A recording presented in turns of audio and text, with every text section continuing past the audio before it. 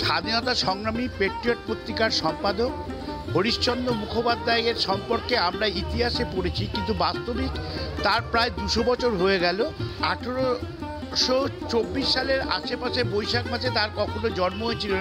এই 200 বছর পূর্তি হয়ে গেল, অথচ আমরা বিলম্বিত বোধোদয় বিবেক এই প্রোগ্রামটা করছে। এই হরিশ মুখার্জি রোড, এই হরিশ পার্ক, এখানে ওনার বাড়ি ছিল। এটা যখন ভবানীপুর গ্রাম ছিল সেখানেই ওনার বাড়ি ছিল, মামার বাড়ি ছিলেন ওনার, এখানেই জন্মগ্রহণ। এই মানুষটি যিনি নিজের জীবনকে উৎসর্গ করে তিনি আজকে ব্রিটিশদের বিরুদ্ধে যেভাবে তিনি লড়াই করেছে একটা পত্রিকার সম্পাদক হয়ে, এবং সেই সময় ইংলিশ পত্রিকার মধ্যে যেটা দেশের বাইরেও বিদেশেও সমাদৃত লাভ করতো, সেই পত্রিকায় ফাইট করে তিনি নীলকর যে চাষের যে নীলকর সাহেবদের যে হুকুম তাকে প্রত্যাখ্যান করেছিলেন এবং এই যে দাসত্ব প্রথাকে বিলোপ করেছিলেন।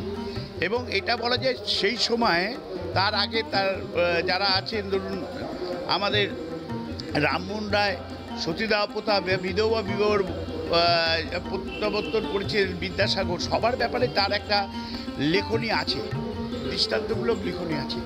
ফলে এই লড়াইয়ের যে মানুষটি করেছে তাকে কিন্তু আমরা সেভাবে পশ্চিমবঙ্গের বুকে সেভাবে মানে 200 বছরে আমরা আলোচনায় রাখিনি, অথচ আমরা অনেক মনীষীদের নাম রাখি, কিন্তু ওনাদের নাম এর আগেও রাখা উচিত ছিল। ভবানীপুরের যদি বলেন, যার জন্ম ভবানীপুরে, যার কর্ম ভবানীপুরে, যিনি সারা ভারতবর্ষকে কাঁপিয়েছেন, পৃথিবীর ইতিহাসে একটা ইতিহাস সৃষ্টি করছে, সেই মানুষটা আমাদের কাছে মানে আড়ালে চলে যাচ্ছিল।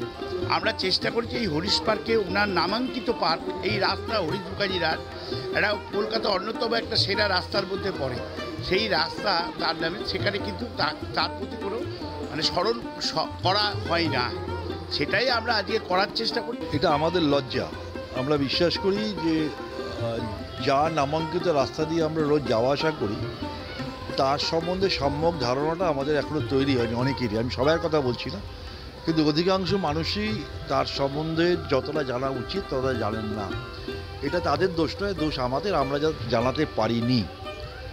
আজকে যদি তার কার্যকলাপ, তার জীবনী, তার কার্যক্রম আমরা দেখি, তাহলে আমরা যাদের রেনেসার বা অগ্রদূত বলে মনে করি তিনিও তাদের মধ্যে অন্যতম। কিন্তু অনেকের নাম উচ্চারিত হলেও এই নামটা সবসময় উচ্চারিত হয় না, এটা আমাদের দুঃখের। এবং আজকে আমরা তৎকালীন প্রায় 200 বছর একটা মানুষের বয়স হয়ে গেল, ওই সমসাময়িক যারা আছেন তারা যতটা সমাদৃত হয়েছেন হরিশ মুখার্জি হননি। কিন্তু দুঃখের বিষয় হলো এটাই, সেই সময় বিভিন্ন সংবাদ মাধ্যম যারা ব্রিটিশ সাম্রাজ্যবাদকে তোষণ করতে, তাদের জয়গান করতে ব্যস্ত ছিলেন, ব্যতিক্রমী চরিত্র ছিল হিন্দু প্যাট্রিয়ট, যারা ভারতবর্ষের মানুষের কথা বলেছেন, নির্যাতিত মানুষের কথা বলেছেন, এবং তার সবথেকে বড় অবদান যেটা আমার মনে হয় সেটা হচ্ছে বাঙালিকে কৃতদাসের হাত থেকে মুক্ত করতে পেরেছিল। আমরা নীল বিদ্রোহ নিয়ে অনেক কথা পড়ি, অনেকে বিখ্যাত নাটক আছে আমরা জানি, তাদের নাটক মানুষ অনেকবার দেখেছেন, কিন্তু সেই তারা খুবই তাদেরও সম্মান জানানো উচিত বলে আমি মনে করি। কিন্তু সঙ্গে সঙ্গে যে মানুষটা প্রথম তার বলিষ্ঠ লেখনী দিয়ে এই নীল চাষিদের অত্যাচারের কথা লিখলেন, এবং শুধু লিখলেন তাই নয়, সেটা 7 সমুদ্র 13 নদী পেরিয়ে চলে গেল, সেই মানুষটার মূল্যায়নটা আমরা ঠিকমতো করতে পারিনি। এটা বাঙালি হিসেবে আমাদের লজ্জা। হরিশ মুখোপাধ্যায় হচ্ছেন বাংলার নবজাগরণের সূচনা পর্বের সেই মানুষ যিনি সমস্ত বঙ্গ সমাজকে রাজনীতির দীক্ষা দিয়েছিলেন, রাজনৈতিক চেতনার দীক্ষাগুরু বলা যেতে পারে হরিশচন্দ্র মুখোপাধ্যায়কে, যে কারণে আমাদের নবজাগরণের যারা পথিকৃৎ তাদের অন্যতম কালীপ্রসন্ন সিংহ বলেছিলেন, যদি বাঙালির রাজা রামমোহন রায়ের কাছে কৃতজ্ঞতার কোনো কারণ থাকে, যদি বিদ্যাসাগরের কাছে কৃতজ্ঞতার কোনো কারণ থাকে, তাহলে হরিশচন্দ্র মুখোপাধ্যায়ের কাছে বাঙালির কৃতজ্ঞতার কারণ শতগুণ।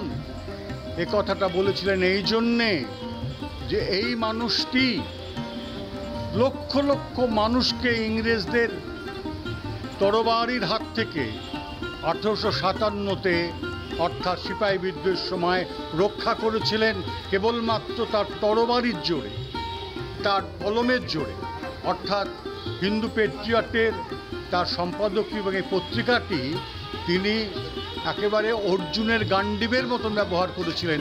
এবং সেই পত্রিকা যখন ইংল্যান্ডে পৌঁছে যায় পার্লামেন্টে, এই পত্রিকা নিয়ে বিরোধী দলের নেতারা, সেখানকার নেতারা যখন যান, তখন বোঝা যায় যে কি অমানবিক নৃশংসতা এই ইংরেজ সরকার করছে। তার ফলে দেখা যায় বহু বহু ভারতীয় মৃত্যুর হাত থেকে বাঁচে। তাছাড়াও তিনি নীল বিদ্রোহের সময়তে যেভাবে নীল চাষিদের পাশে দাঁড়িয়ে নীলকরদের বিরুদ্ধে যেভাবে লড়াই করেছিলেন তিনি, এবং তার পাশে আরও অনেকে নিশ্চয়ই ছিলেন, তার মধ্যে জেমস লংয়ের নাম করতে হয়, আমরা তা জানি। এই মানুষটির এই লড়াই করতে করতেই তার মৃত্যু হয়েছে। যদি তাকে আমরা ভুলে যাই তাহলে পরে বাঙালির একটা মস্ত বড়, তাকে বলা যেতে পারে অকৃতজ্ঞ বলে প্রমাণিত হবে। চিরঞ্জিতের রিপোর্ট, এস নিউজ।